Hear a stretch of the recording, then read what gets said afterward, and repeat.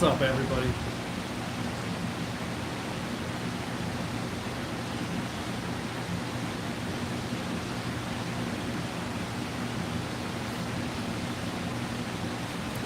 I don't know if this microphone is going to pick up through here, so if you can't hear me at all, just let me know and I'll try and figure something out. I got the swamp cooler rolling because it's a smooth 110 degrees outside.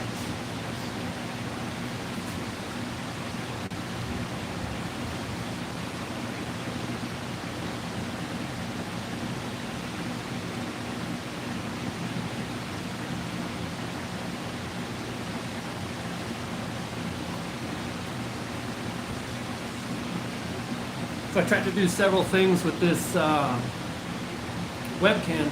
Tried to set it up with my DJI pocket that I usually use for filming everything. That didn't work. So I went through the laptop and that was grainy and looked like crap. So we're trying it on the phone. Only issue is I'm not sure how well you guys can hear me through this.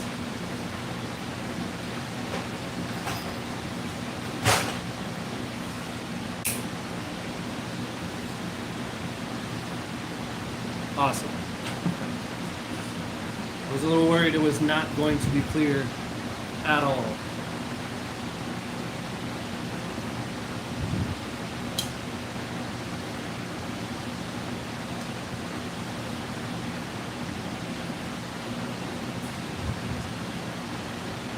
Awesome. Sounds good to me. So since we got a handful of people in here already, what I wanted to do with this stream was I didn't really have anything set up for this week, and I wanted to clean out the shop because it was terrible. I don't know if you saw in the last couple videos, but I finally cleaned it out and got it all nice and squared away, so there's actually room to open doors and move things around. That left me with a thought that maybe I could just do like a Q&A for you guys, because a lot of you in the chat have lots of questions about projects and everything else that we have coming up, as well as questions about things that are going on with the Mustang, or questions about me in general. So that's what I wanted to do with this, is you guys could throw up your questions and I can give you answers and show you around the projects that we got going and the things that I've done with this Mustang, things I've done with Earl, the 66 F250 out there if you're new to this.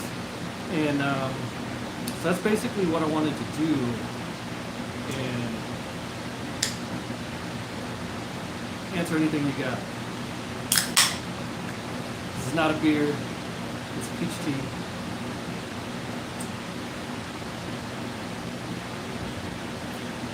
So that's a good question on the keeping them cool.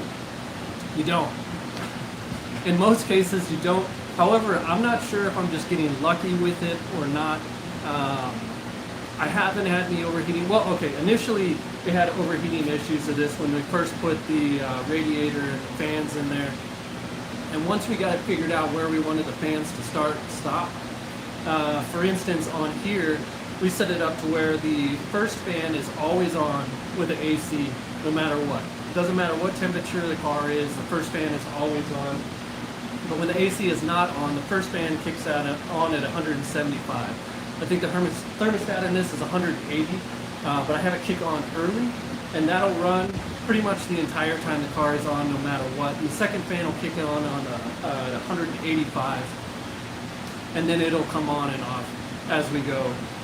What's up, Steve?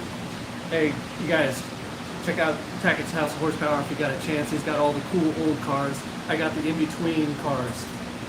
But anyways, so these fans come on, the second fan comes on and off as temperature goes, but rarely ever see over 200 degrees in this car, even in traffic. So set it up that way, it works great. I'd like to get a lower thermostat in this car just because we're not really having to deal with cold weather or anything, and the heater in this thing is ridiculous. So 160 degrees would probably do just fine with heating anybody and everything inside the car.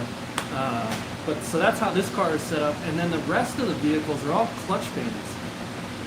Earl is, so from what I understand and experience with 460s, they always overheat all the time, no matter what.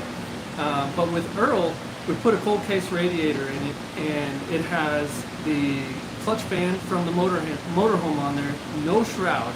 It's probably a ½ inch from the radiator. That's probably what's saving us, but it works great. That truck will see 210 at some points when you're sitting in traffic, but rarely does it ever go any higher than that, and it just works great. Yeah, no, I'm surprised that it works the way it does as well.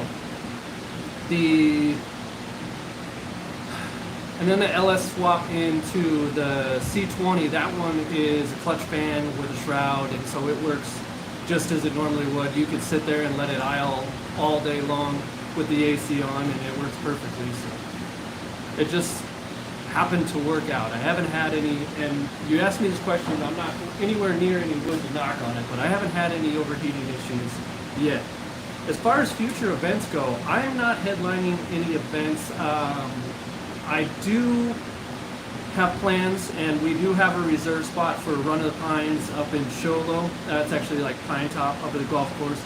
If you're not familiar with the Run of the Pines, every year it's a collection of vehicles from pre-1973, I believe. I don't think anything beyond 73. It might be 79, I can't remember. But anyways, they can't have any late model vehicles or any relatively old late model vehicles. So it's all hot rods, all really expensive, well done custom cars, and then Earl going out there. But that's up in Pine Top, and what we do is on a Friday there's a cavalcade. Everybody gets together in this giant church parking lot, and then we all drive as a group in a long parade up to the casino, up to Honda Casino up in Pine Top. And it's just a great thing. People line the streets all the way up and down. People are throwing the Hot Wheels out the windows, and it's just a great time. How's it going, Teal? So it's something that happens at the exact same time as the duct tape drags. Now, we went to the duct tape drags a couple of years ago, and it was just, it's so hot. It's still so hot, even though Tucson is a higher elevation than here. It's just, I don't know. It was windy and it was hot. It was like a furnace out there, and I don't know. It was a great time, don't get me wrong, but going up to Chevelle where it's 70, 80 degrees and doing that little thing, it's just better for Earl, it's just better for us. I don't have anything to run down the drag strip. Tackett took his Chevelle down a couple years ago, and I think he was low 10s in that, in still in triple digit weather. So it was fun to see all that stuff, but man, you get roasted in between events out there. Did they really? I haven't seen the schedule for this one, but it's always the exact same time as the Run of the Pines. So maybe if they moved it back to like December, then it'd probably be tolerable, because I think we're still triple digits into like the first week of November. But hopefully they did, because man, it gets miserable out there in the sun in between events. Are we planning any Coyote or Godzilla swaps? In my dreams of dreams, yes. It's not on the table right now. Those swaps are just, unless it happens to just fall in your lap, those swaps are just so expensive. We do have a couple of Holley Terminator X kits that we could just throw on there and it would work great. So like the harness and all that stuff wouldn't be that big of an issue. However, the actual swap and the actual crate loader is just, they're astronomical. It is crazy. October 17th to 18th, so they moved it back a couple weeks. Maybe that'll help. The end of September, just way too hot.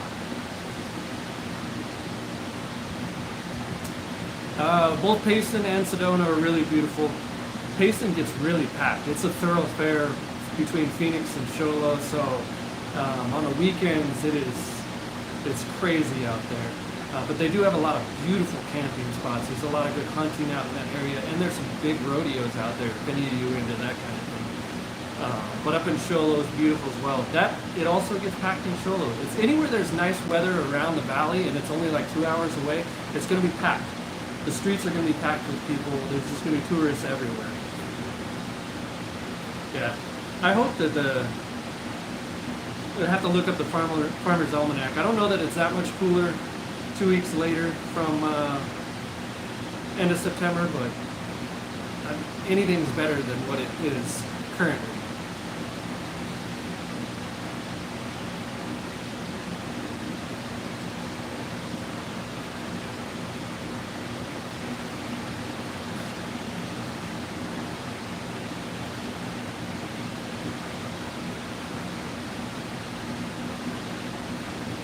Yeah, that's the way to do it. If you have time off during the week, do any of your traveling in the surrounding areas to Phoenix, Tombstone, Payson, Sedona, Prescott, Flagstaff, do any of that traveling. Jerome, that's a good one. If you haven't ever been out to Jerome, the entire city is on the side of a hill, and some of it is actually slid off of it. And there's a bunch of haunted mansions and everything else. But do all that traveling during the week. Otherwise, it's just wild. I didn't wash it off before I brought it in here. It needs a bath, and it needs a new wax. It's hard to tell through your camera there, but this is 100% a different color than this. This plastic is like a pink color, and it's kind of coming off again. So I buffed and waxed it a long time ago, and it brought it around, but it needs another run. So 92 F-150, are you talking about getting rid of the mass air?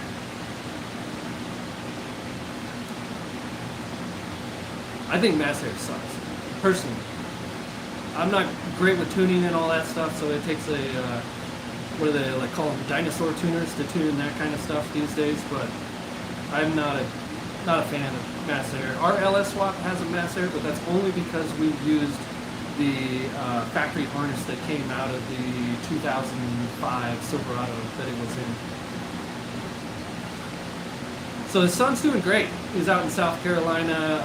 I think they call it Goose Creek is where the A school is, but he's doing great. He loves it. He says he loves it, so hey, what can you ask for? I think he just got hammered by that tropical storm, Chantel or whatever the heck it was called. So the off-road content. We did build an off-road rig. The Bronco is outside, and I can walk you guys around it here in a little bit, but the transmission is toast. It only has forward gears, and I think it's first gear in every single gear, maybe even second gear, but it is toast. It doesn't move at all. Trying to start it with it stuck in gear, I think took off a couple teeth on the flywheel or the flex plate, so it doesn't move at all. What I gotta do is I gotta find a ZF5 transmission for a big block, or a big block bell housing that I can throw this 435 back in, or T18, I can't remember what it is. I think that was a 435. You guys can see it over there, you can tell me. Pretty sure. I think the T18 I had came out of Earl when we took out that 6-cylinder. But, so that's the plan. I mean, we're going to have lots of off-road content with that. We were planning on taking it down to Sycamore and doing lots of fun with the big block and Bronco, but that was quickly shattered with a trash C6 transmission.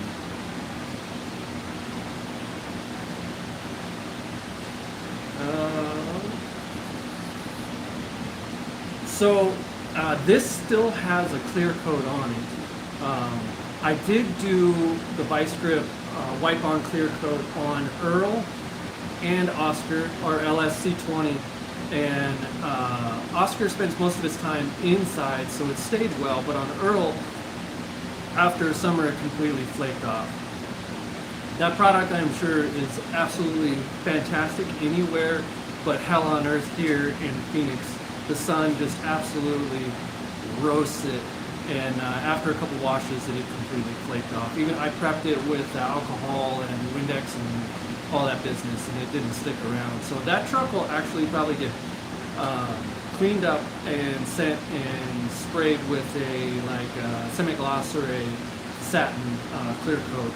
But this one, if you buff it, it'll be shiny. It's perfectly shiny. It's just the sun out here bakes it so much that it gives it this haze. And even when you wash it, it does pretty well. But I don't know. I still have some of that vice grip clear coat sitting around. I don't know. We might give it a try, but I don't think it's going to work well on this thing. Besides, that's its allure. If it doesn't look like junk, then it's not strapping anymore.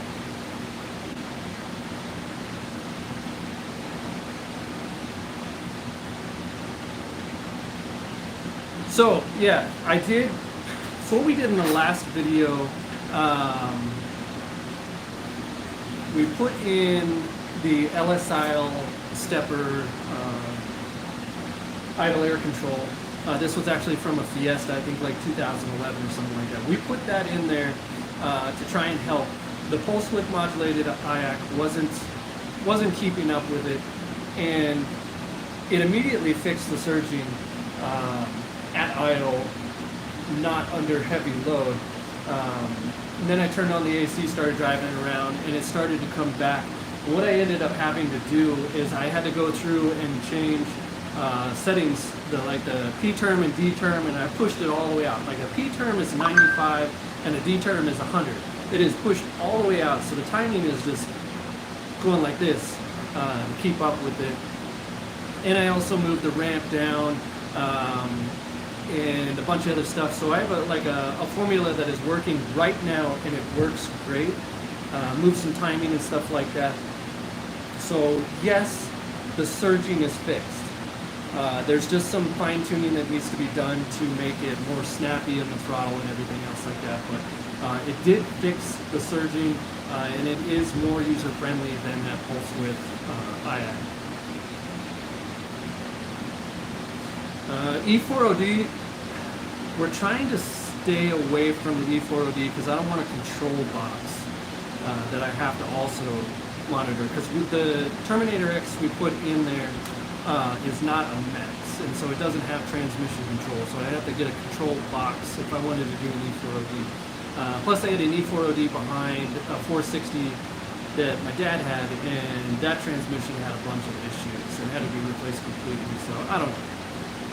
Like I said, if I came across one, maybe that would be a good plan to go with. I just don't want to try and sink a whole bunch more money into it.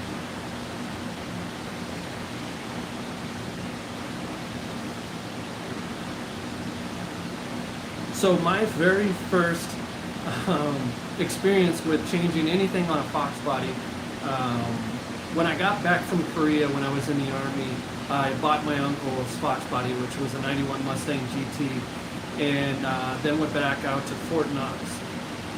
And so I wanted to start putting parts on this thing, and I bought a tubular GT40 intake for it, and that was my first experience with changing parts on a car in that day.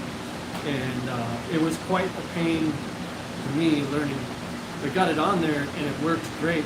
I didn't notice that big of a change for it because I didn't have anything else changed on it. I had long tube headers on it and a cold air intake.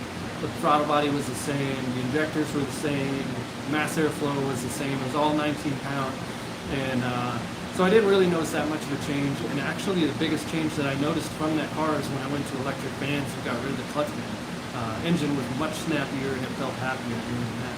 But I feel your pain on changing that intake and key.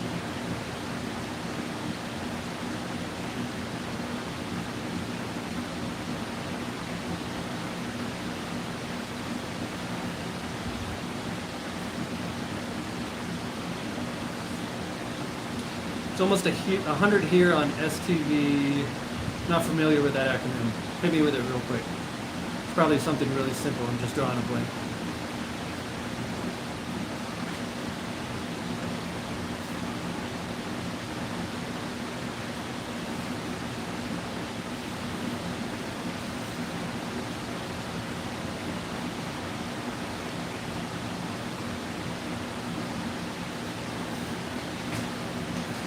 How many of y'all in here have one of these things?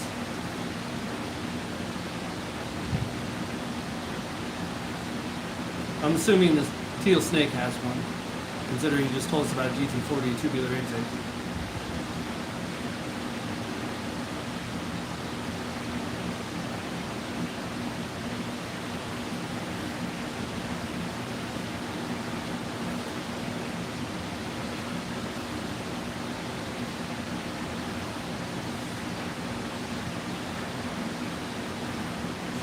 I just realized The seat over there is snitching on me. I'm too lazy to put it back in there, so it's chilling in the corner.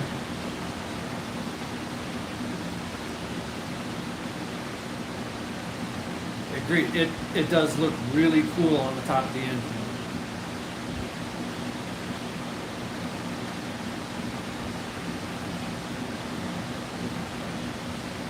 So what does that entail? So the GT40 tubular intake that I had a bung on the back side of it for EGR, and so it would work with EGR.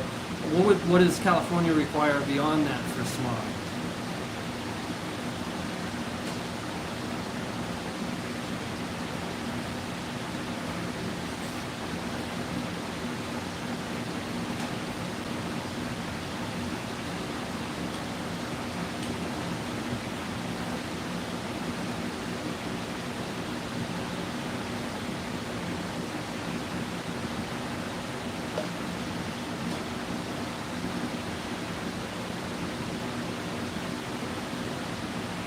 Real quick while he's typing that out. So with the projects we got coming up, I really need to. We got a frame for Not Mint.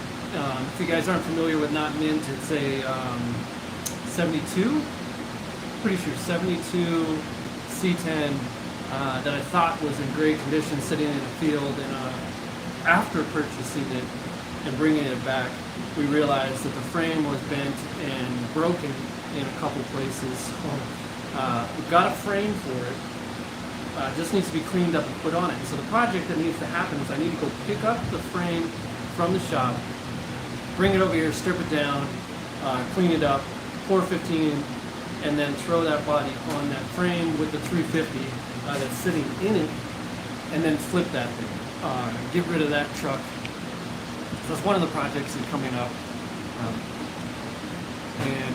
Also, there's a 454 sitting back here that I just finally put on the jack or the stand. That thing has been sitting on the floor forever back there by the swamp cooler. So I finally put it up there, and I intend to tear into that thing pretty soon. And it should be pretty hilarious because I know absolutely nothing about a 454 except that it is extremely heavy and has very little horsepower out of the box, which I guess could be said for the 460 as well.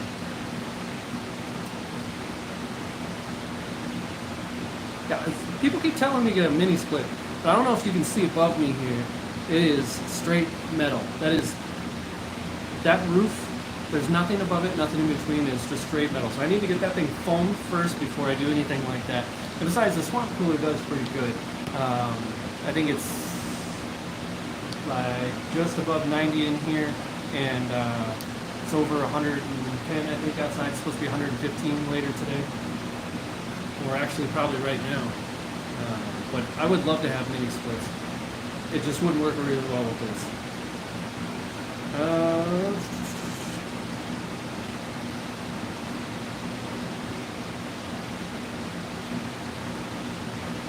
Sounds like you need a friend in Arizona, Benny Boy, where you can register that thing and stay away from all that garbage.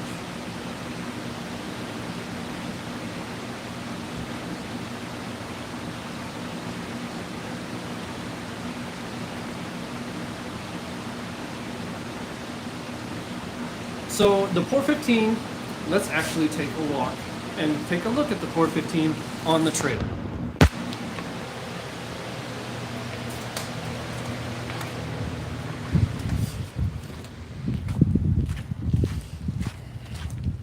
Yes, it's still here, and yes, I need to cut it up. So the Pour 15 on the trailer, it is hazy, but it wipes off. So I'm wondering if I just wash it and then maybe throw on like a clear on top of it.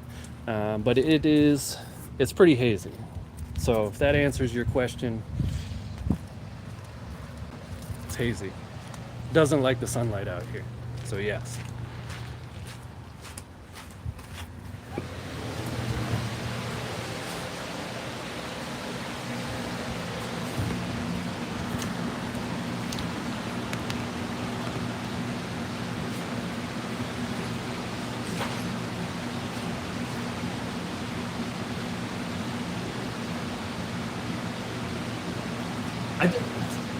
Honestly, it was worth.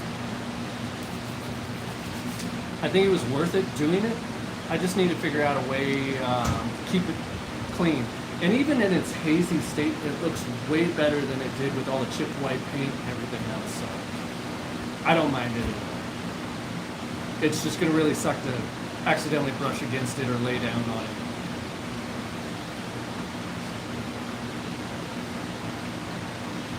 What's going on, Chris?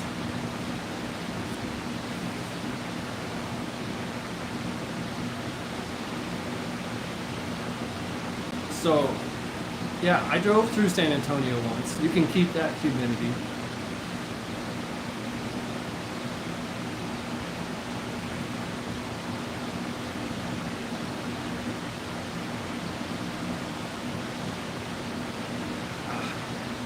I don't know, if you have, Joe, if you have the 8.8 in your Fox body right now, was it originally a 4-cylinder car or was it a V8?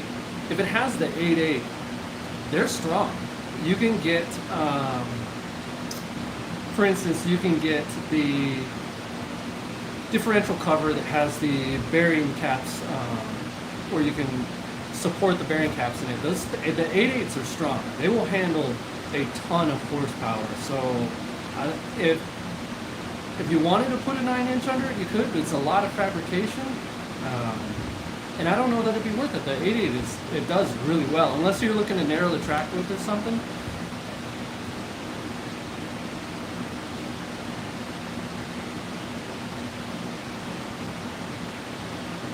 Yeah. I'm sure there are plenty of people that aren't fans of 415, but it works great on frame rails. I've seen a ton of cars that Tackett has done, and all the frame rails look great. Of course, they stay out of the sun, but all those parts look great. I've used it on individual parts like brackets and alternator brackets and pulleys and stuff like that, and it holds up in that regard. It just doesn't like the 7,000% UV firestorm that comes from the heat or the sun out here. Yeah, so that rear end most likely won't hold up to doing any sort of coyote swap. So 9-inch probably your best bet. However, you could just go to either a swap meet or a junkyard and snag an 8.8 out of an existing Fox body. There are a ton of them out there, and there are a ton of them that have already been re-geared. That would probably be the easiest way to go. I don't know how much you're looking to do in that, but if I was going to do it, I would do the 8.8, just grab another one out of a junkyard and toss it in there. Somebody else might have some feedback on it, but there is a ton of really, really fast Fox bodies that still have the 8.8. As a matter of fact, I had a pre-runner Ranger that I threw the 5-liter in and out of my 91 Volkswagen Mustang that got wrecked. I threw that in there, and it had 35s and an 8.8 rear end in the rear, and took it through the dunes and all that stuff. It did have the 7.5, and I blew it up. But then switching to the 8.8, it was good to go. I never had any more issues with it. They're really strong, and you can get different splines. And I think the Explorers had, I want to say they had 35 factory. Somebody can correct me on that.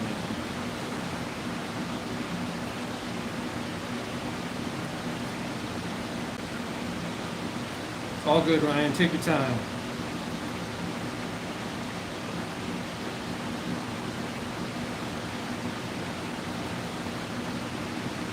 Tractor paint's a good one. It is. The thing I like about the 415 is that it's almost like it attracts itself to the metal. It lays on very flat, and it sticks to it, and it's very easy to lay on. Whereas like the tractor paint and stuff like that, I feel like if you don't spray it on, it's really hard to get it without strokes, the stripes.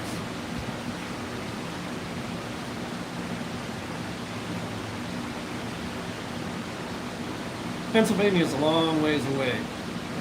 That we just did the power tour on the East Coast, which was Chicago, Indiana, and then Michigan and Ohio, and that was a long, long drive. It took us 27 hours just to get out to Chicago, so I don't know. Pennsylvania's a long drive.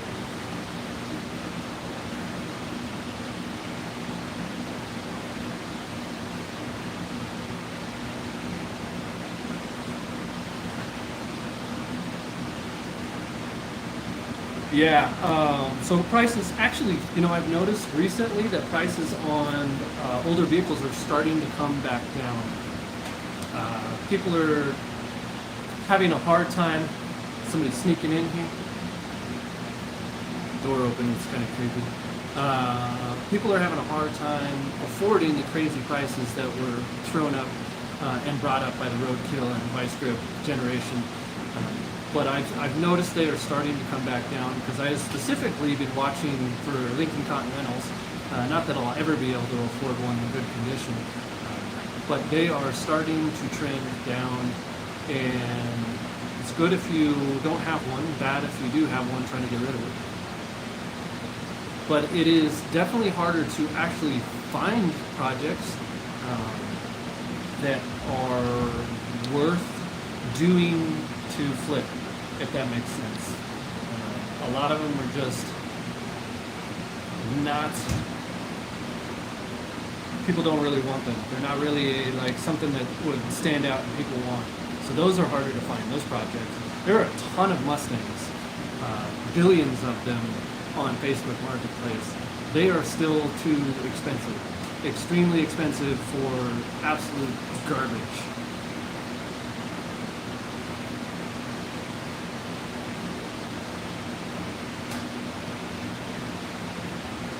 Yeah, if you have the 9-inch and you can find the brackets and everything else and it's the right width and all that business, go for it. Unless you do an Explorer 8.8 and cut the brackets off and put it in there, you're going to be stuck with drum brakes again. Or you could get it out of a 95. But that 94, 95 Mustang had disc brakes in the back, pretty sure.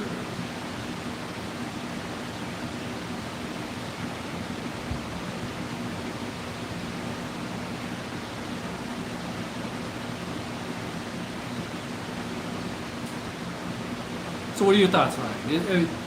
If since you've already been through a couple 8.8s in your boxes, they've held up, I take it?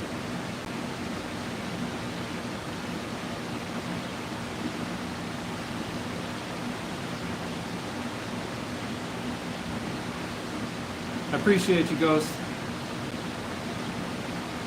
Sometimes completely stock Fox bodies is the way to go.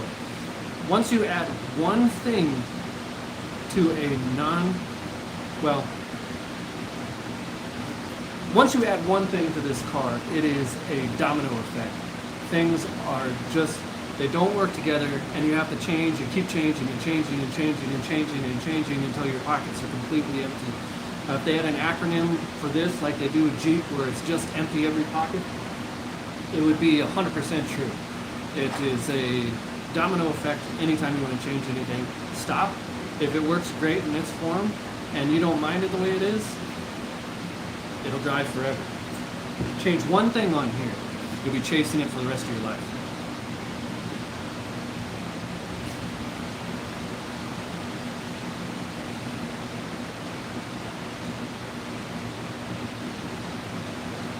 Yeah.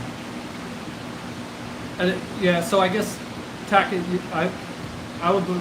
I'm tending to agree with what you're saying. There might be a correlation, but not necessarily a causal.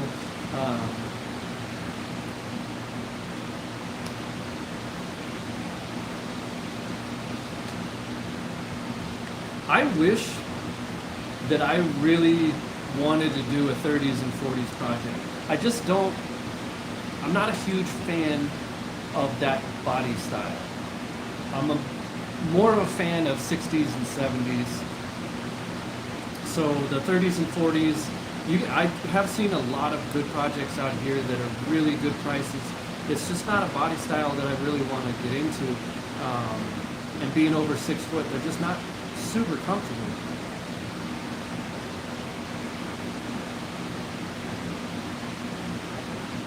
Yeah, so Ford, yeah, F-100s, the prices are nuts for trucks that have no engines or axles or anything. It's just a frame and a bed.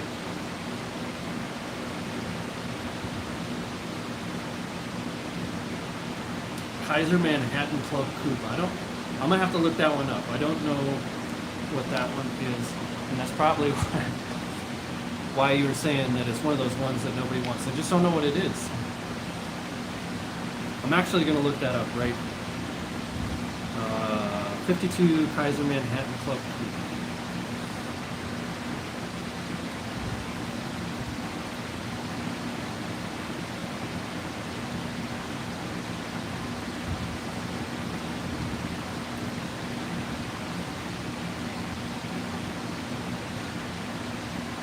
That is actually a really slick looking car. For those of you that didn't look it up.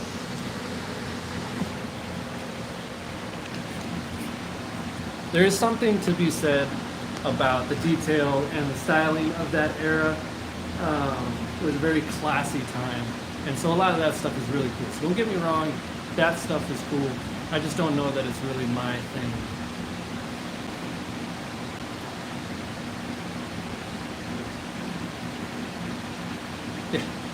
If it ain't broke, don't fix it. Yeah, that's absolutely true. But I'm kind of like a crack addict in that sense. Once I get something, even if it's not broke, I have to fix it somehow, in some way. And actually, if you've seen one of my shirts, if it ain't broke, I haven't tried to fix it yet. And so,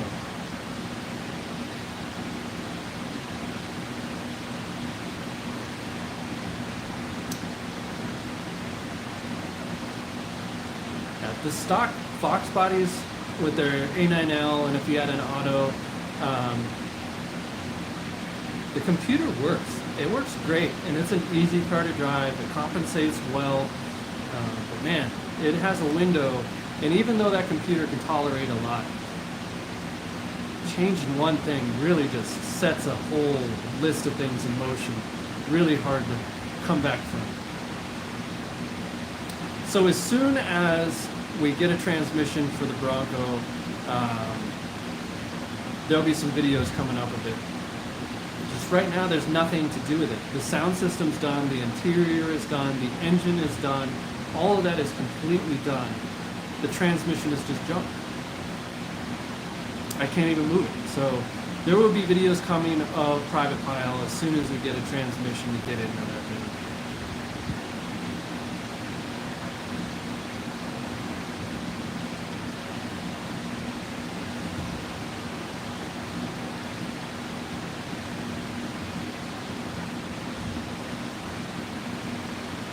It came with tweed and snakeskin interior from the factory.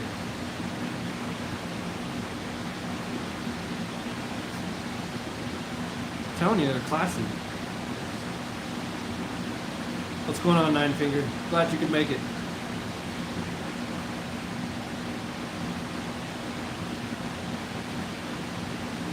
So, somebody, somewhere down the line, told me that the 96 or 97, 96, 97, or just the 97 460 was roller. I'm having a hard time believing that. But maybe you could let me know, Muscle Truck. But as far as I know, that has the F3 heads, and that's a win. So you've already gone way up on heads just getting that one. My dad's 460 was a 91 or a 90, and it had this ticking noise forever. And I think he drove it for like 100,000 miles back from Show Low to Winslow every single day before it finally let go. We always thought it was a lifter tick and it was a rod. And we replaced that with a 473, and the thing was just nasty. It was nasty, nasty. The whole truck would lift like rock when you would romp on the throttle. Really fun, regular looking truck. Got like 6 miles to the gallon.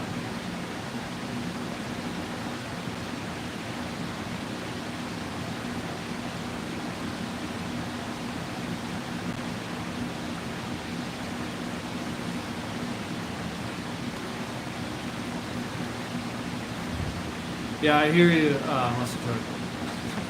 It was very depressing. I don't know if you caught the video of me where I was moving things around. I can't remember what I needed to get out. I think it was a trailer that I needed to get out. And so I pulled the Bronco out, and I went to pull it forward, and it died. And I went to start it again, and it cleaned the teeth off the flex plate. And it just did not move. And I almost ran myself over in the shop because in the park setting, it is also first or second gear, whichever it is. And no matter which selection you put it in was either first or second gear. So when I revved it up, it decided to lurch forward and almost run me over. Luckily, it died before it did so.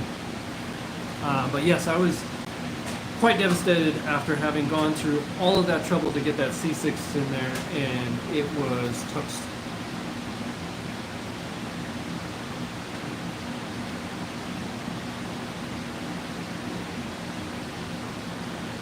What kind of mileage are those guys seeing in those 7.3s in the Godzillas? It can't be that much better. Like 13, 15 is what I'm guessing. It can't be that much better than what we're seeing. I'm getting 13 miles a gallon in Earl with that Sniper 2, the YN intake, stealth intake, and on the road, or that whole hot rod power too. So I thought that was pretty good. I know. What are they seeing?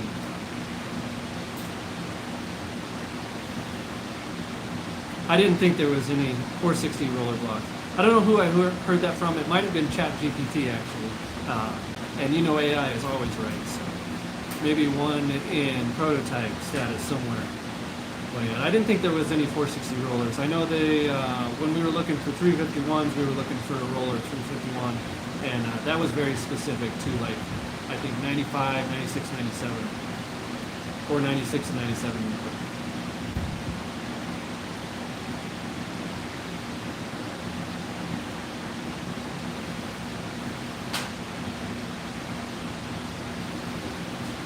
I actually need to go through, I've got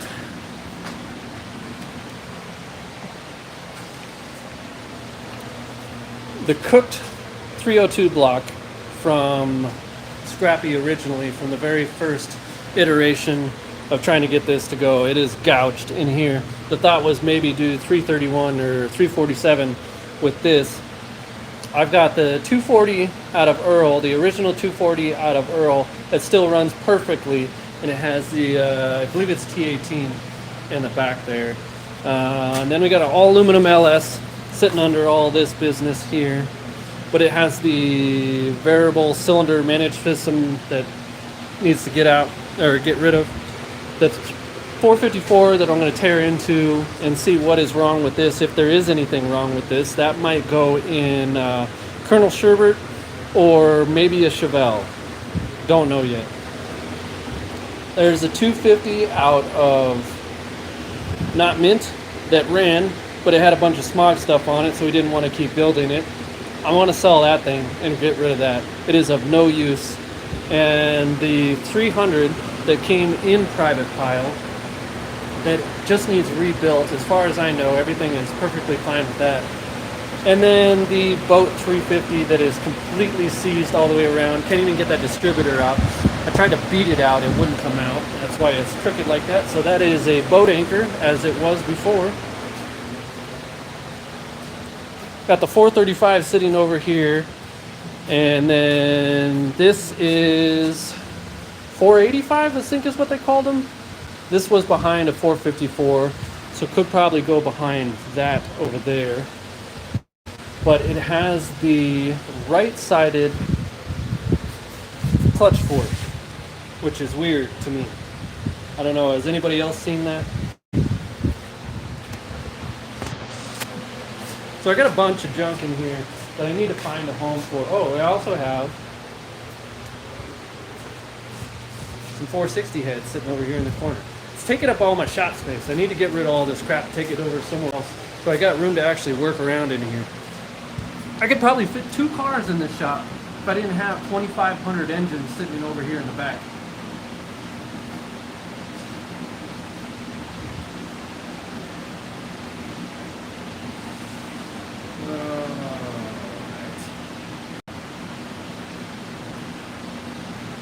Let me catch up on the chat here real quick.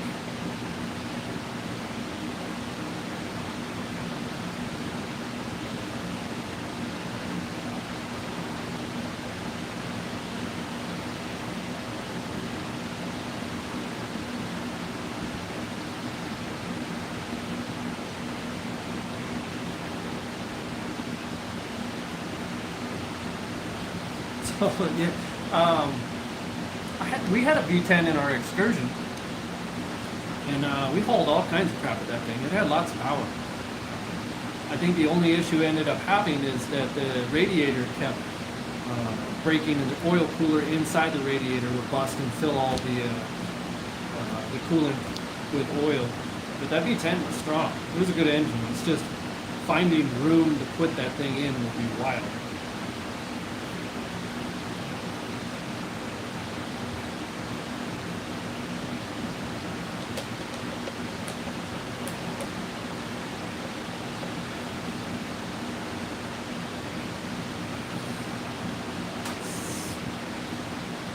Sounds like you got a stuck injector. What it sounds like to me.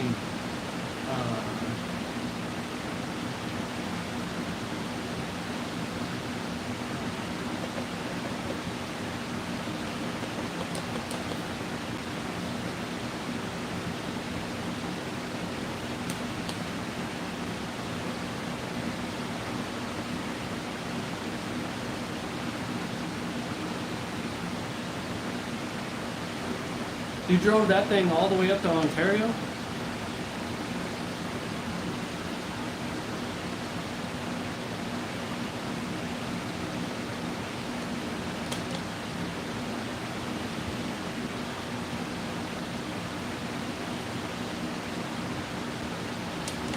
So I had a 97.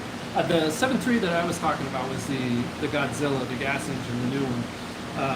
But I had a 97 F-250 with a 7.3, and that also got pretty decent fuel mileage. What's going on, Dusty? So Tony, the transmission they're looking to put in there is the Zia 5, and so there was a suggestion for an E4OD in here. I'm just worried about putting in a control box beyond that. Because this isn't a Terminator Max. But Zia 5 transmission, four-wheel drive, big block, bell housing, is kind of a unicorn, it seems. I haven't looked at any transmission shops, mostly because they're going to want like $3 or $4 grand for them, I'm sure. But there is always finding another C6. Just a thought.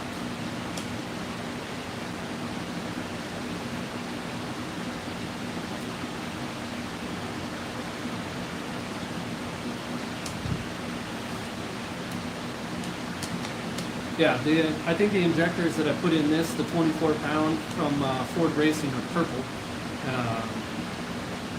Are you having issues with them? Is that what? Oh, you got the one side running. Yeah.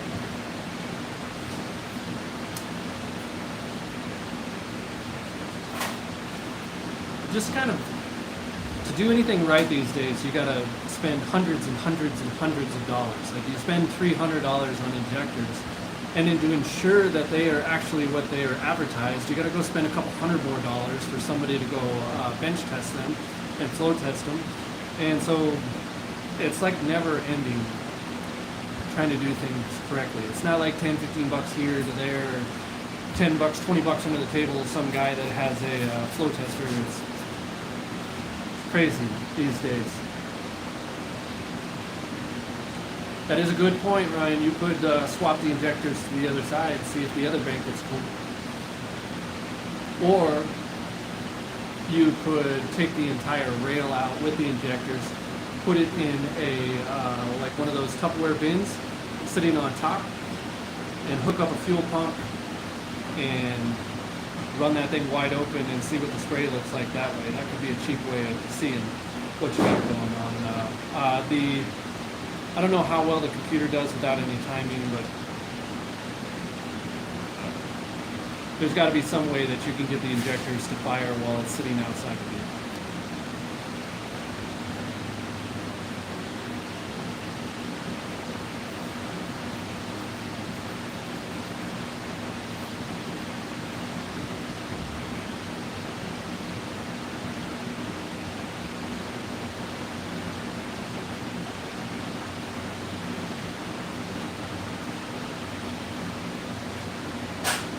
What other stuff do you guys want to see on here? Not to say that we're going to have any other projects. We've got lots of projects lined up that haven't even been touched.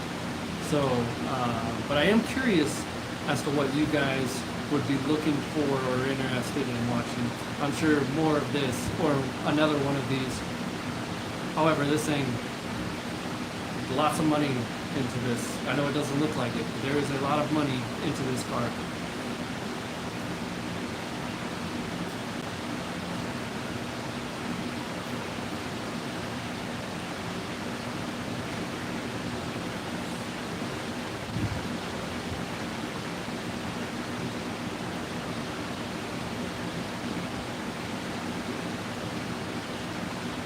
Tactic. We are planning on throwing in an engine in that 64 SS. So you and me are going to have to collaborate on some things, put in something in there. We're kind of up and back and forth between 350, 400, and this 454. What are your thoughts? We don't have a 406, so don't say that.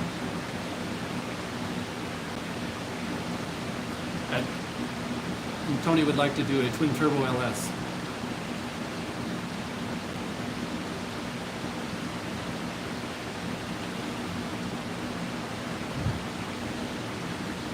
Yeah, that's exactly how it goes, Nine Finger.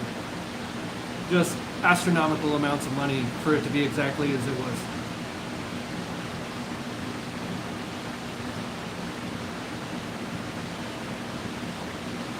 That's great that you'll help. You are 2,000 miles away.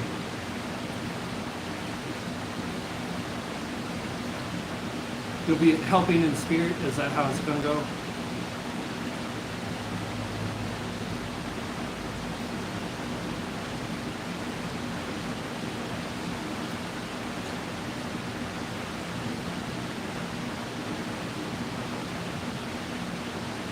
I'm not going to lie. I do want to do a twin turbo LS in something. I think that would be really cool to do. I know of one vehicle that will eventually get that, but I would like to do it. I know all you Ford guys are going to freak out right now, but one of these with a twin turbo LS would be kind of wild to build and scary as hell to drive. I know somebody that has a Dodge Daytona. Will threaten me with a good time.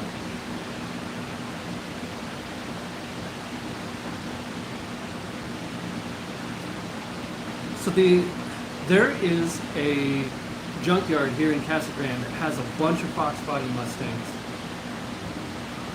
And from what I understand, they have been there for a very, very long time.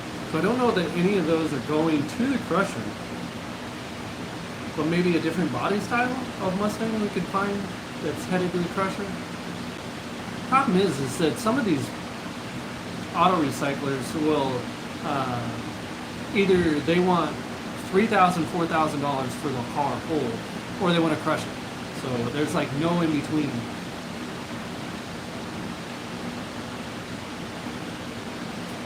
The deer out in Tennessee, they're wild.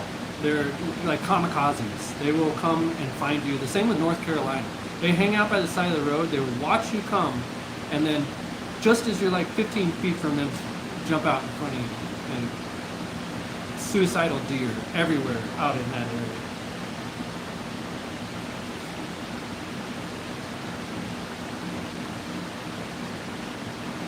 Was that car fast, Ryan? That 2.5 liter turbo? I saw a bunch of movies with that car in there, and they made it look very fast. But was it really fast?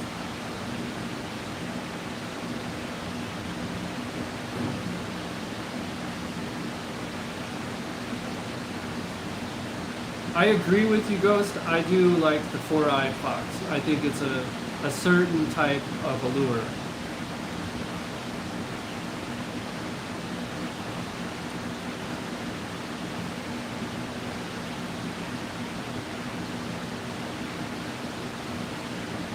I hear it's wild out there in Memphis. Usually just drive through.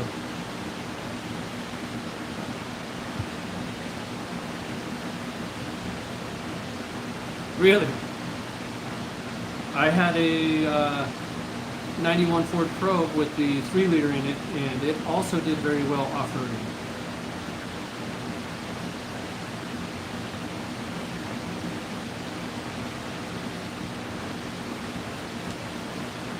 So, let me know what you guys think about this. My vision right now, and I think I just wiped 415 all over my face, but my vision right now is with Earl, my 66 F-250 with the 460 out of the motorhome. I want to do heads and long tube headers on it. And I found some heads. They weren't Dove heads, but they were better than the emissions heads that came in that 86 motorhome. I think they were an E7 or something like that. I can't remember.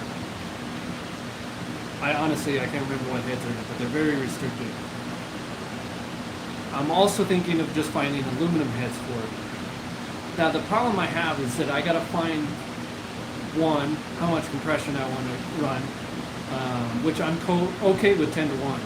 I will find fuel for it. And the other thought is that most of them are all traditional or they're Cobra Jet. And as much as I would like to do Cobra Jet, I don't want to be very specific on headers or any of that business, and I'm not sure how well they mate to the intake manifold. So everybody says Dove heads, which is great, but I can't find them anywhere. Which if I could find some, I would try and get them, but they usually want $2,000 for them, which I would just then get a set of aluminum heads.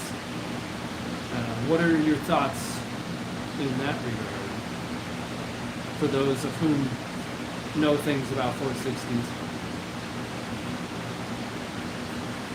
Yeah, no, like I said, I usually just drive through Memphis because most of where the interstate looks very active, like stopping at the gas stations around that area as soon as you cross over the bridge.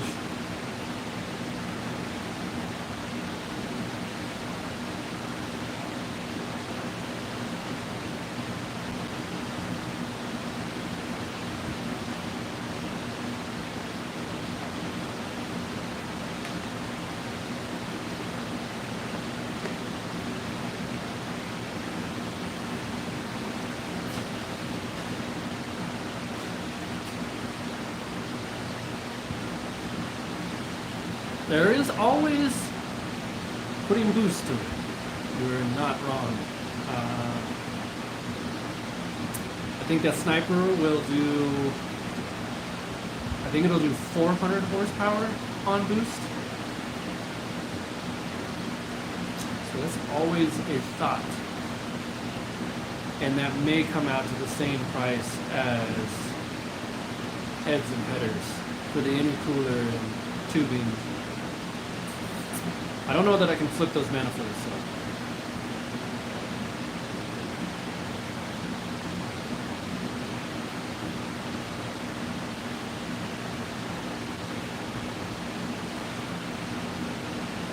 I've taken that trip through Memphis on the 40 a bunch of times. That's how I would go from Fort Knox to Arizona, and Arizona to Fort Knox.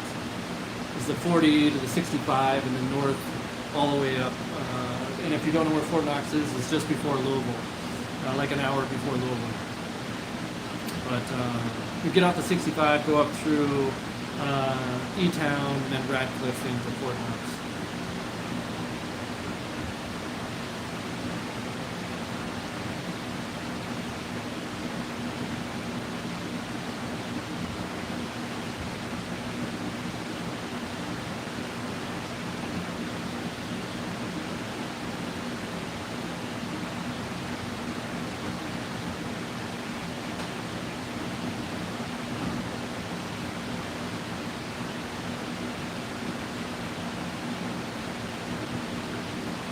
just non-intercooled, just pipe that sucker right down to the top of the hat.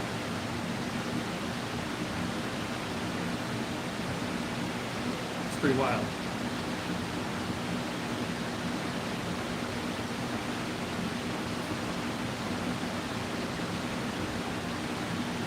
How is the humidity down there, Taggart? That's the real question. I see that it rains a ton.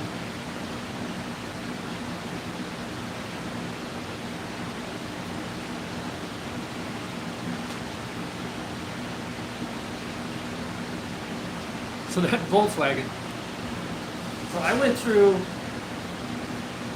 everything that I could do without having and ripping out the DPF and all that other business, and it just turned into way too much trouble to try and fix all that stuff. So I ended up taking it over to my buddy at Copperhead Diesel Performance. They looked through it, told me what it needed, and it was just going to be way more than what the actual car was worth. So it is currently for sale, and then he'll get the proceeds from that, whatever's left of it. I'm sure there won't be a whole lot of proceeds, but it drives. I can get on the freeway, I can drive forever. It's just got like 90 horsepower. It's just detuned because of that EGR circuit and the DPF.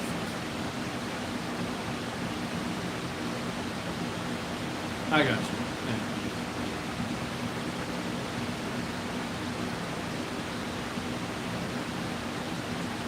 My plan was always to either do a nasty, normally aspirated engine in that truck, or some sort of turbo with an air to water and simple, like no more than 7 pounds boost.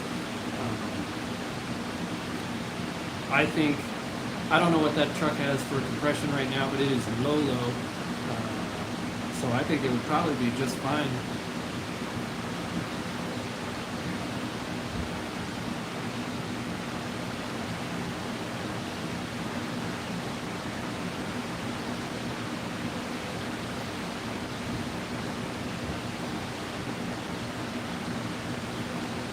Yeah, I had some, so those are two places, 29 Palms, Albany, Georgia. I did some time in at Fort Rucker. I don't think it's called Fort Rucker anymore. But we did a lot of flight training out there, and that humidity was wild.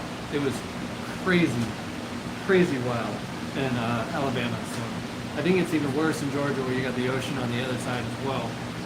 But Fort Rucker was pretty humid. 29 Palms. I was there January through March, and it was the windiest, coldest thing ever, and then hot, disgustingly hot, and then windy and cold and dust storms. It was kind of, if I can imagine what it would be like to live on the surface of Mars, that's 29 Palms to me.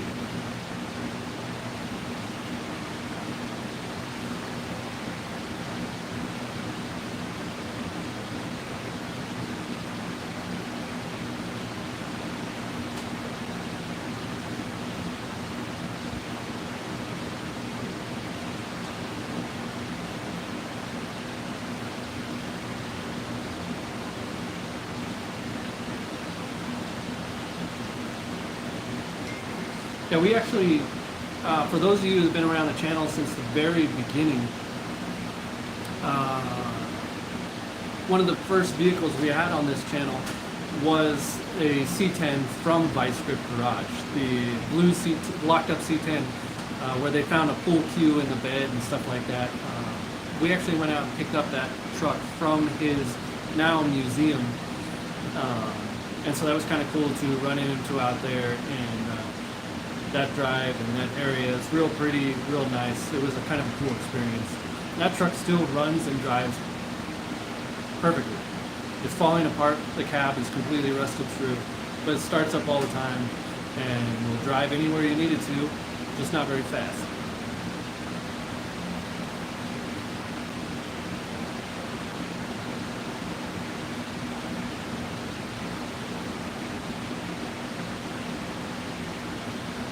I completely agree with the Army in that standpoint. 29 pounds is inhabitable. Completely inhabitable.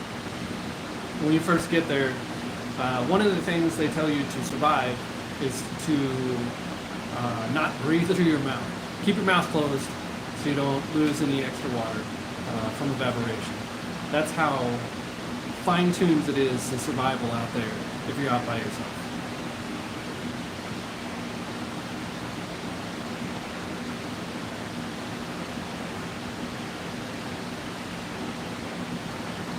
Old pickups are my favorite. I used to love having lifted trucks. Loved it. Now all I want to do is get an F100 and put it on the ground. I do have plans, and my uncle is actually helping me out with this, there's a 1960 F100 that I'd like to pick up and do a lot of cool things with.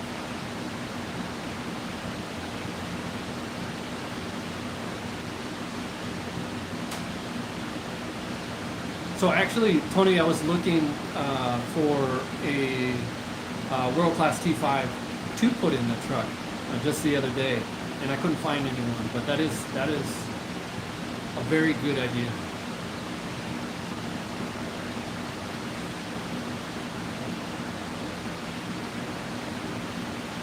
I don't know that it would need a T56.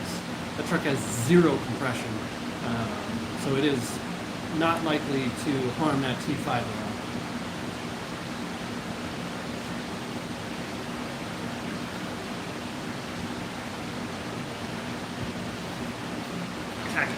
Take a look at this 454. It says it's got a YN intake on it. It looks dual plane. Is this worthy of sticking around? Do you recognize this thing? This looks like it's from like 450 years ago. And what is this bracket? Is this for an alternator or air conditioning? What is that bracket for? And why does it exist where it is?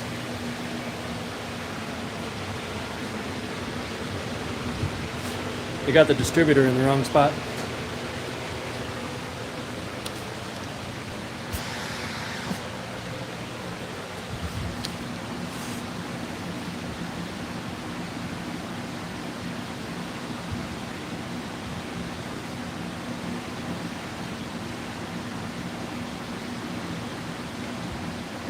Yeah, if you can find one of those F100s with that little toolbox in there, they rust out in the bottom, but if you can find one that's good to go, that is a really cool truck.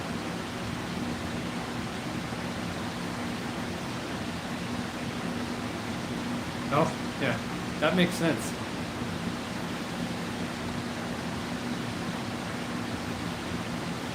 That doesn't answer what the bracket is. What is the bracket, Tackett? You gotta tell me these things. I'm not up to speed on all this bow tie stuff.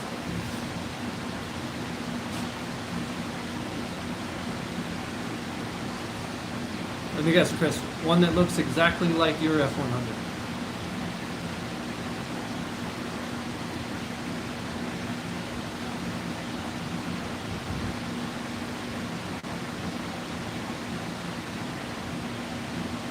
I do have a straight six sitting on the floor over here that I could throw in an F100. However, I would be very sad to do 15 mile an hour everywhere.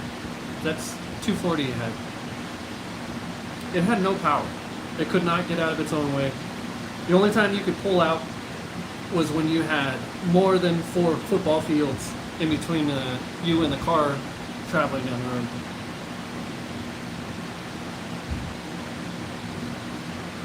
Also, a 300 with a turbo kit sounds like a fun idea.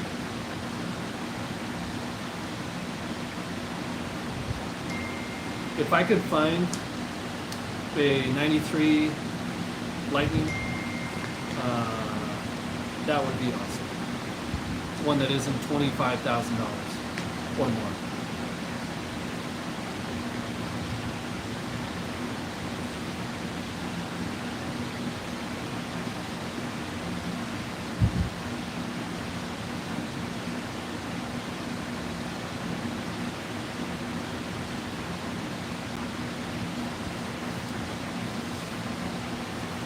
I will say that looking at this 454, since it's up in my face right now,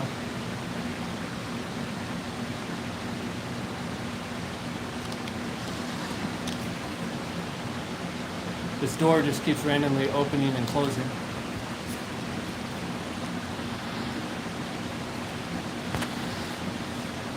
But I will say that the exhaust ports on these heads, I don't know if these are factory heads or what they are.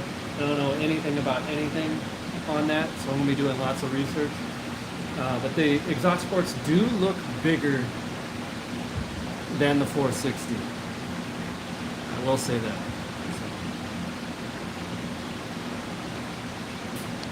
I'm excited to put that thing together, honestly.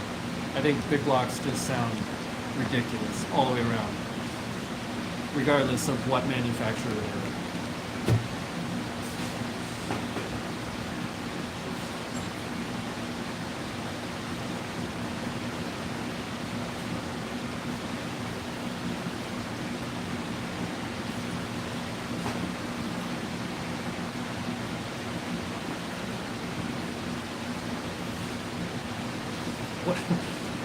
What does that have to do with anything? I don't understand.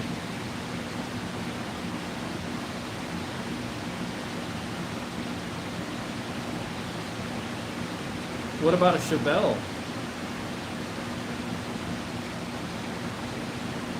I'm gonna be honest.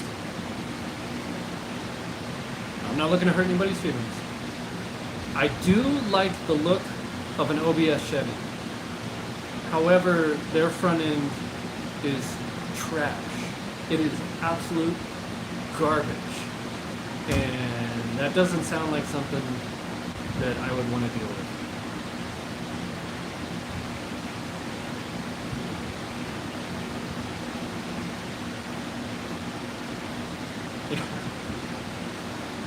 We did build this engine to accept spray. And what I mean by that is we got the rings, so we would either throw boost or spray at this engine.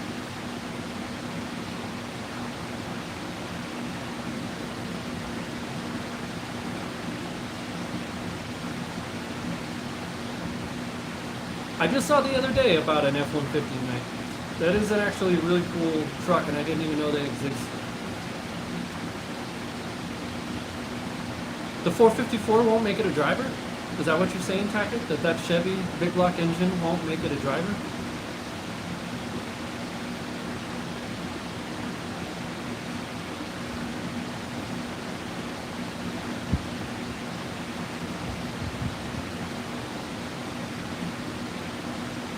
Yeah, I don't think that.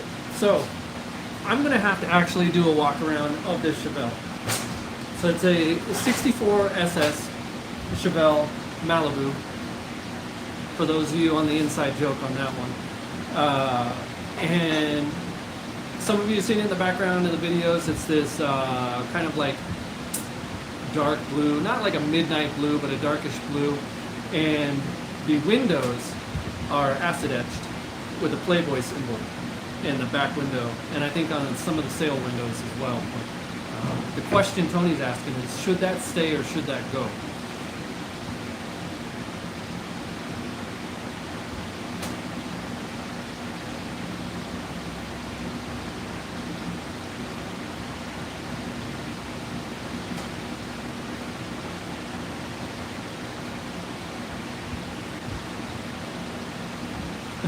So, I don't know if you can send me any beer, Benny, but if you feel like donating, you can hit that super thanks and send me some beer money. I would gladly accept it. I am almost already through my 2 cases of Yinglings. It's just a long way to drive to go get that stuff, unfortunately. It's so good.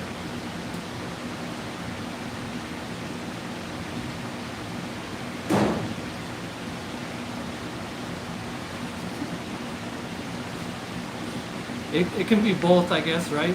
Chevelle and a Malibu? Or does it have to be one or the other? I think that was the question.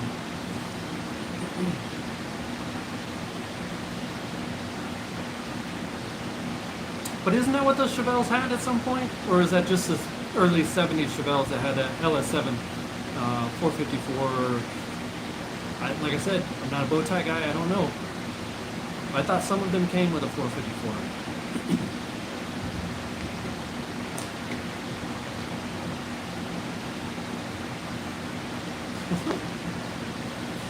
So it's, I take it from Ryan that the Playboy symbol's got to stay. The acid etch on the windows.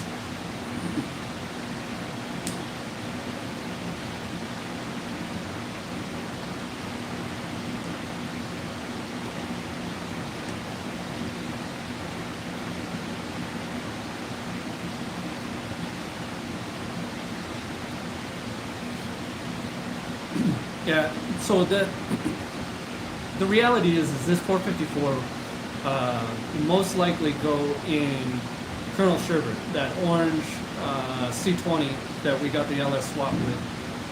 Mostly because that truck is really clean, and it's a 454 truck. It has the additional cooler on the front, and it has the 454 badging on either of the fenders. So throwing a 454 back in that truck.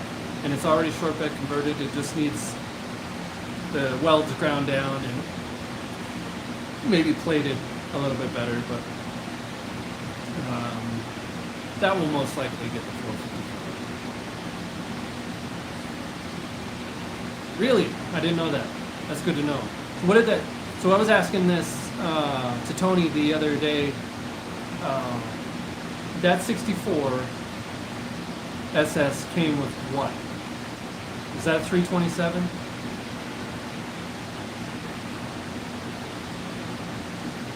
I have not had Lord Chesterfield N. What is that? I'm going to have to look it up again. Here comes Google.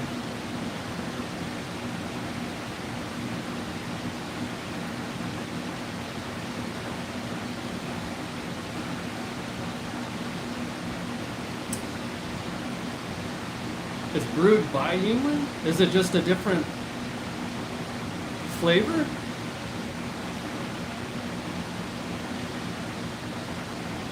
You can't tell me there are different flavors and I still can't get it.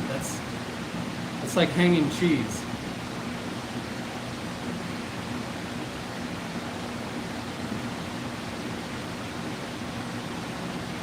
I have not had that. I would like to try it, but I'll have to save it for the next time I drive 2,000 miles to try it. Or if I fly into anywhere east of Texas.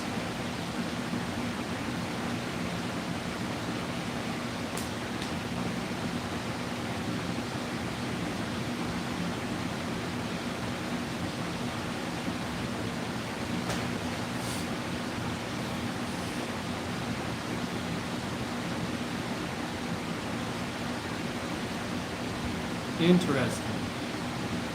Is that why it's got Malibu badging all over it? It's just got every trim level you could possibly have. The SS, Malibu. Is there like a town and country trim level that comes on those Chevelles too?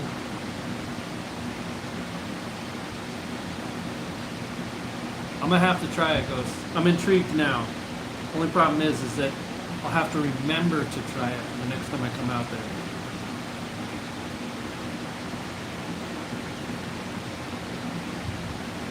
Yes, I like that idea. Maybe we can find some sort of show or some sort of something in Texas. We really like the Fort Worth area. We'd like to go back and check that out, like the stockyards and that stuff. So.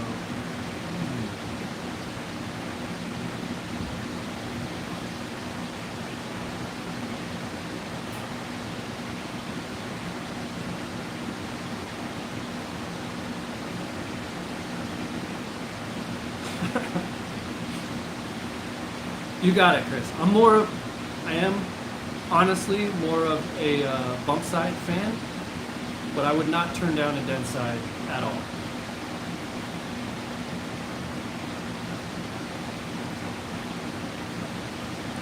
I think that Chevelle would be a really fun road trip car. For those of you that don't know what I'm talking about, I will do a video where we walk around that thing and show you that Chevelle. It's a couple projects away. There are things that got to be done before we get to that point.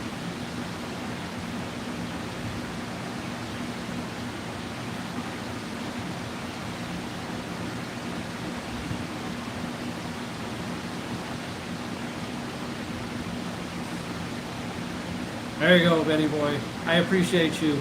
That is going to go straight into the beer fund, I promise.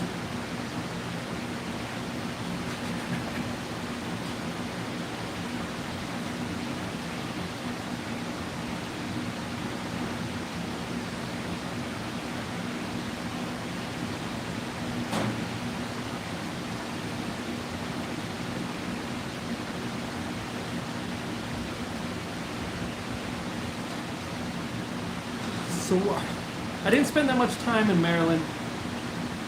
I think we stayed in a KOA one time, just outside DC in Maryland. We took the train into DC, or a bus or something like that. I think it was actually a bus. But having driven through Maryland, there's a lot of beautiful places out there. Haven't had a chance to stop. I stayed in Philadelphia for 3 months, and that is where I discovered Yingling. There is a lot of dark beer out there that I'm not a huge fan of, but I did really enjoy Yingling, and I was very, very sad to find out I could not get it anywhere west of Texas.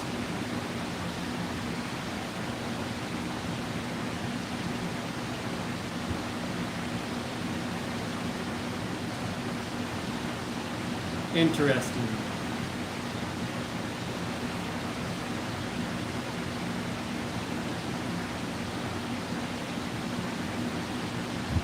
Agreed.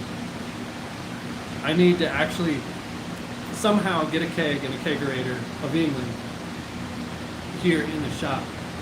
I don't know how well it would hold over a long period of time, but that would definitely be something that I would look into.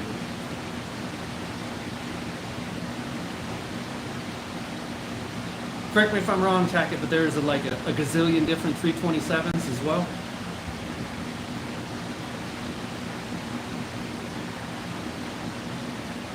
I do remember someone saying something about 327 being the way to go for hot rodding, or that was the way it used to be, or something like that. I can't remember exactly what it was, but I don't believe there's any 327 sitting anywhere around here, so it most likely did at 400 or 350 for the time being.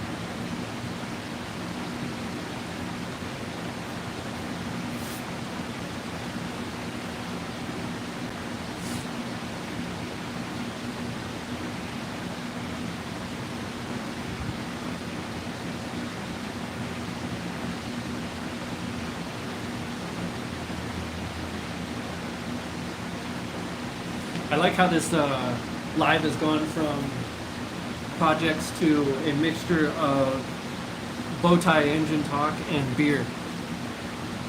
Don't get me wrong, this is exactly where it should be.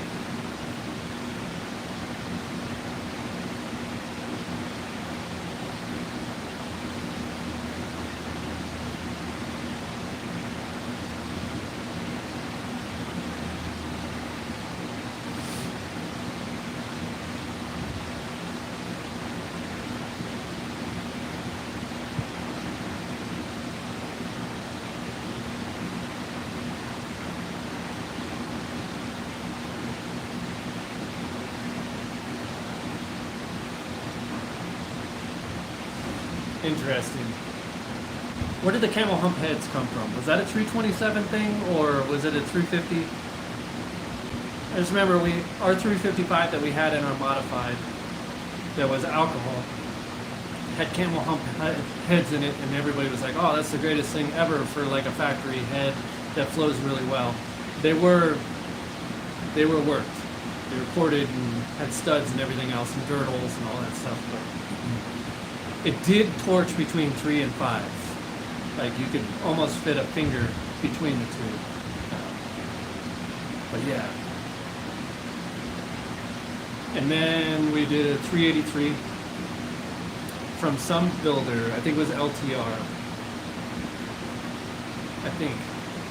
And that thing was spin 8,200. No problem at all until it exploded on hot laps. And then it didn't spin 8,200.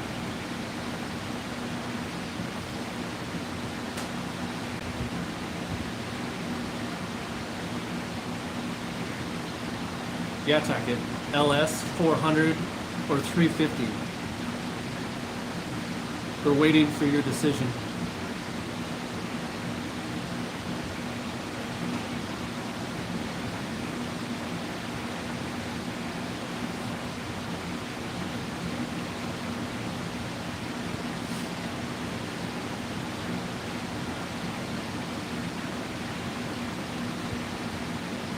So these Fox bodies, the door hinges and pins are, they may look fine, but they're not great. So I ended up changing the pins and the bushings on this one. Don't use Dorman because it's garbage. I don't know if that needs to be explained or not, but the brass bushings just fell apart like they were made from sawdust, compacted sawdust. But I think LMR has some good ones. Use those ones. Changed out the pins and bushings on this, and the doors fit perfectly. And I thought it was an alignment issue also because when you lift it up, it wouldn't lift like an old Chevy door or OBS Chevy door. So it may just be that, and it may just be a matter of adjustment. But they are heavy. Those doors are crazy heavy. And I think it's because there's a crash bar in there or something. But man, they are just wildly heavy doors.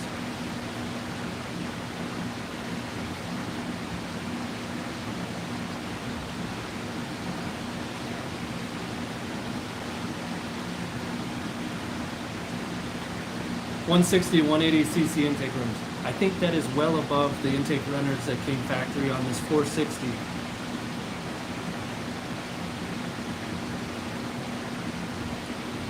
I have seen people put the Vortec heads on, and I thought that was just like a 90s garage because it's a Vortec. I didn't know they actually flowed better.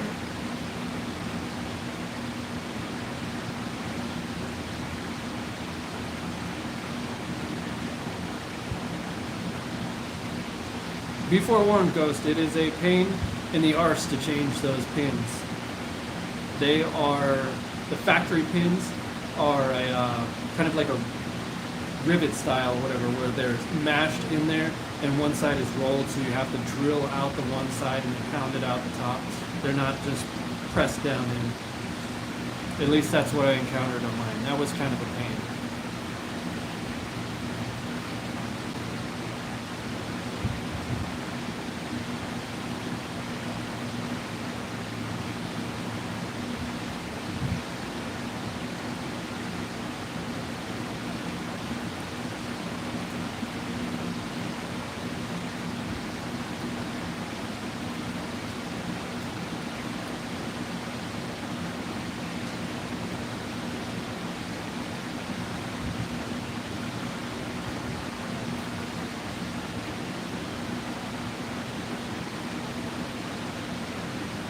Interesting. I thought that was just an urban legend. Good to know. Can you also fit those Vortec heads on the 400?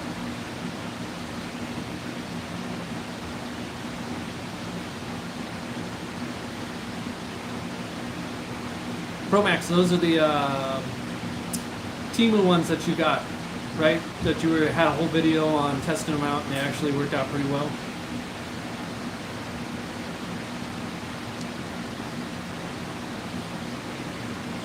Or am I thinking of a different set?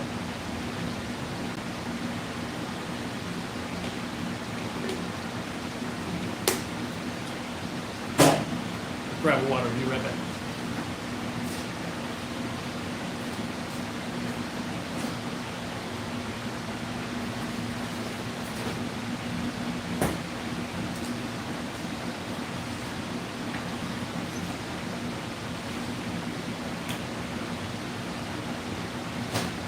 I will give it to you, the Chevys are nice to be able to exchange all of that stuff around from one to another and back and forth and everything else.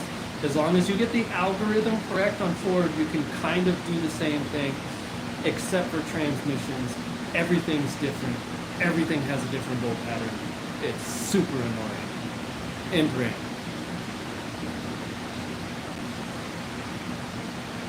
Yeah. I've seen lots of videos of people swearing by the Temu stuff. I don't know that I would risk it.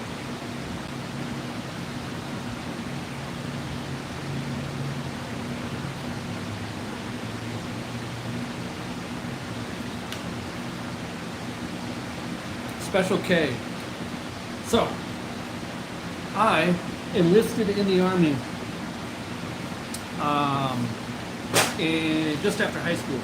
And I was set to go in. I was supposed to fly out to Fort Knox on September 11th, 2001, and that, or September 12th, 2001, and that did not happen for obvious reasons. So I had to stick around in the valley and wait for the airports to open back up, and then I left out. I went in and everything was closed. It was ThreatCon Delta. They had all the training shut down, so I sat in reception for a long time. And I went in as a 19 kilo tanker, but they had nothing open. And so they bottled everybody together and they threw us through infantry training. So I went through 246 infantry, and all of our drill sergeants were Rangers. And needless to say, we rucked more than I ever thought was possible, ever. And so lots of running and rucking. But yeah, I was a 19 kilo in the Army, and passed my E5 board. They promoted me to corporal, and then I was like, I'm going to take that ETS day, thanks, later. And I was out. And then I did a whole bunch of different stuff for a long time, and went back to school, got my degree, and then I commissioned into the Navy, and I did 4 years in the Navy over Camp Lejeune in North Carolina.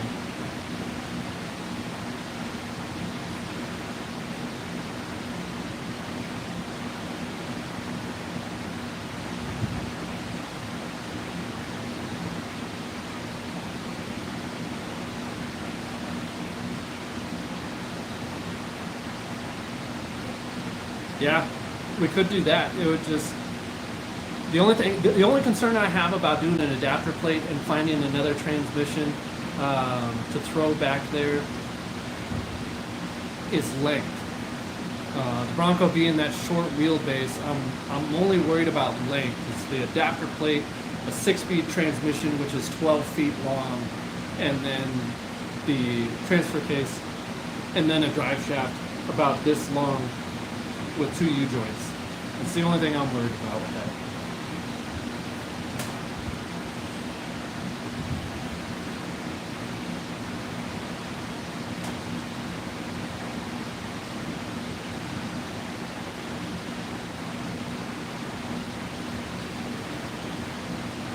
Would you port them yourselves, or do you have somebody else port them?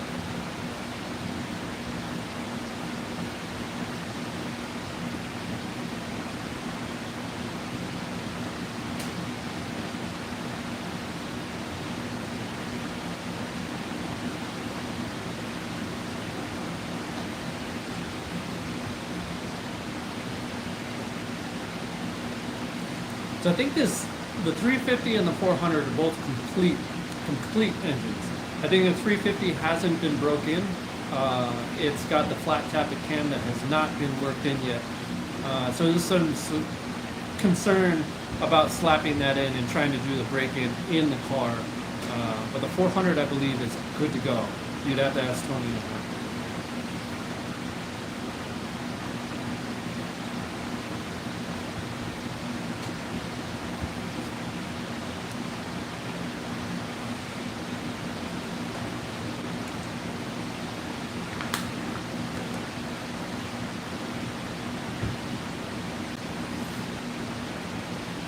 I agree. Finding a 5-speed would probably be the best choice.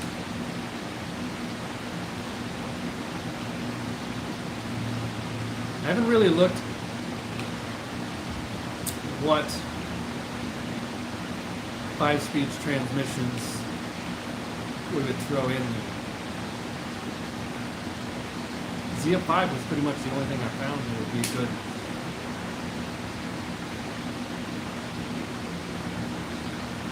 Yeah, that was the other thought, Tack. It was that before even throwing in the 350, we would just throw in a roller and roller lifters and call it a day. But that's also the discussion and thing to consider.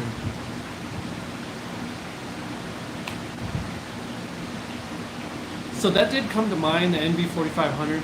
I don't know enough about it. I'm sure they're strong. I just don't know enough about it. I'd really have to look into it. It would need to be a hydraulic clutch fork, not, well, I guess you could convert it to a hydraulic thrust, but I don't know. I don't know enough about it. I could look into it.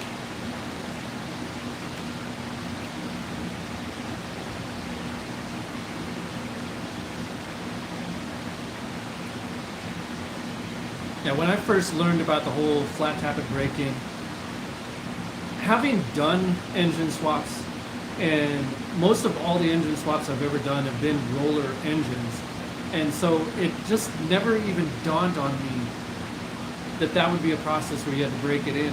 And so knowing how many times and how difficult it was to start an engine for the first time when you get it swapped in, banking that and trying to break in a flat tappet cam when trying to work through all your issues, I don't know how most of y'all do it.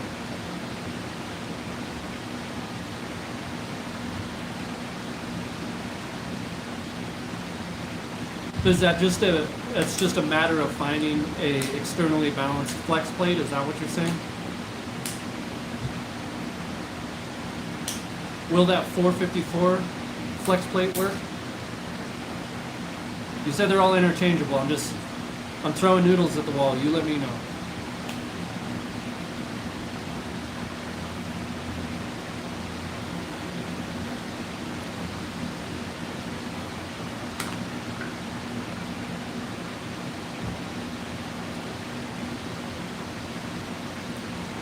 For that 1960 F100, it's a very unique design.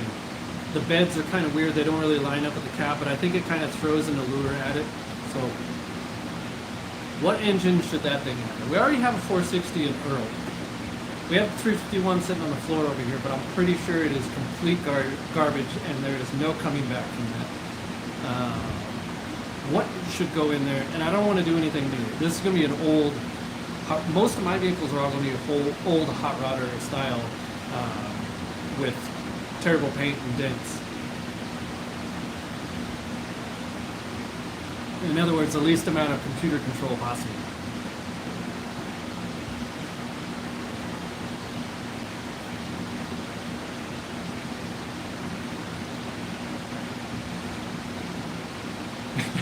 That's your number one consideration, Benny? If it's flat tappet, nope. I could see it.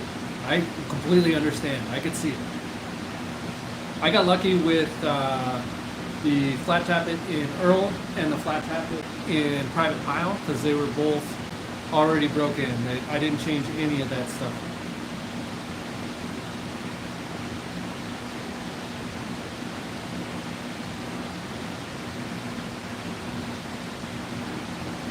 If it's as simple as a 400 flex plate, then that would 100% be the easiest way to go.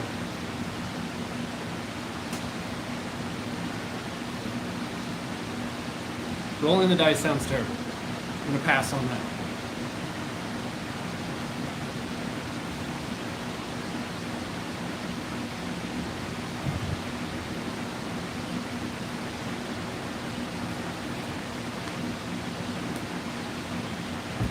It is surprisingly chilly sitting in front of this swamp cooler. I wonder what the temperature is outside right now.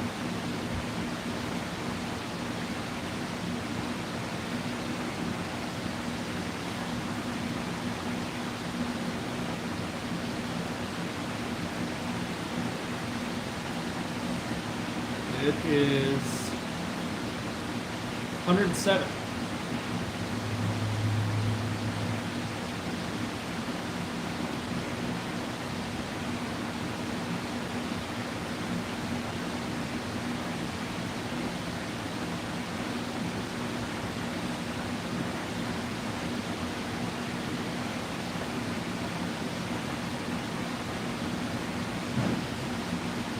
Duly noted, 168 tooth. We'll find that, get that figured out. All right, my friends, I think I'm going to turn it in here.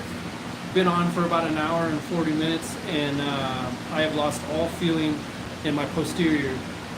And I wanted to change some stuff and throw out some stuff for the next video on this guy and see what differences we make on it. So I appreciate all you guys jumping in, throwing in the chat, and all the back and forth on the bow tie stuff. And I look forward to doing another one of these lives soon at some point. Maybe we'll have a different project or something, and I'll do it live while we're actually working on the vehicle itself. But what you got to look forward to is knot mint, working on knot mint, getting that figured out. We've still got to do the bed on Oscar, the C20 LS swap. At some point we'll figure that one out as well. They're fine-tuning stuff. I will go over all the changes I made on this car to get it idle the way it does. And I love you too, Tackett. All the stuff that we did from start to finish to get this thing where it is right now is the G240 build. We have the Colonel Sherbert truck, the breakdown or teardown of this 454 here, and we've got an episode of that coming up. The Chevelle, I'll walk you around. You can take a look at that, and you can throw in your suggestions and everything in there. And then just figuring out private pile. At some point, we'll figure out a transmission for that guy. Maybe one will just happen in front of us, and we'll get it all straightened away and actually do some off-roading in it. And it might be good timing because it should be fall or winter by the time we actually find something for that. And so it'd be nice and cool to hit the off-road trails and all that business. So I appreciate you guys. Thanks for joining me. Let me know some suggestions you got for future content in the comment section after the video is posted. As always, have fun.